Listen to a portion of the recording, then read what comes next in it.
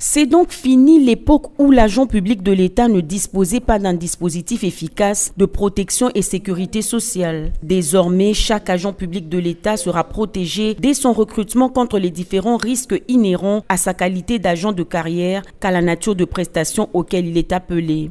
Cela grâce à la branche des risques professionnels et de l'action sociale et sanitaire de la Caisse nationale de sécurité sociale des agents publics de l'État SENSAP, dont le lancement des activités a été effectué le mercredi 31 mai 2023 par le vice-premier ministre, ministre en charge de la fonction publique, Jean-Pierre Liaou. Il est en effet temps que l'État rende l'ascenseur à tous ses compatriotes qui, rendant de bons et loyaux services à la nation, étaient jusque-là abandonnés, livrés à leur triste sort dès qu'ils tombaient malades ou étaient victimes d'accidents dans l'exercice de leurs fonctions. Une injustice, une absurdité qu'il faudra désormais conjuguer au passé. C'est aussi cela, la République solidaire, égale et équitable, voulue par son Excellence, Monsieur le Président de la République. J'émets donc le vœu que cette nouvelle branche qui matérialise l'extension de la couverture sociale à un plus grand nombre prenne son bon envol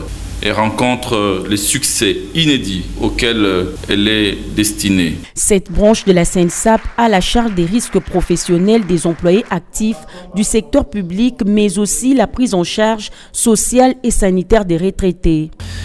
La SENSAP fait absolument tout ce qui est en son pouvoir en cherchant ce qu'il y a de mieux dans la prise en charge optimale des aînés, c'est-à-dire des passifs, au regard des loyaux services qu'ils ont eu à rendre à la nation. C'est notre manière à nous d'emboîter le pas à la politique de cœur, chère à son Excellence, Monsieur le Président de la République. La nouvelle branche des risques professionnels de la SENSAP, lancée par le VPM Jean-Pierre Liaou, n'a exclusivement que l'État comme cotisant. Tout est pris en charge par l'État et l'agent n'est appelé à fournir aucune cotisation.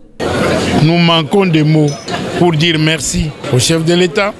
Nous manquons de mains pour applaudir le vice-premier ministre, ministre de la fonction publique, qui oriente toute son attention vers les conditions de travail du fonctionnaire. Mettant en action la vision du chef de l'État Félix-Antoine Tshisekedi Tshilombo sous la supervision du Premier ministre, le VPM a clairement démontré que le vœu du gouvernement est de réparer les dommages corporels subis par les employés du secteur public au-delà de la prévention.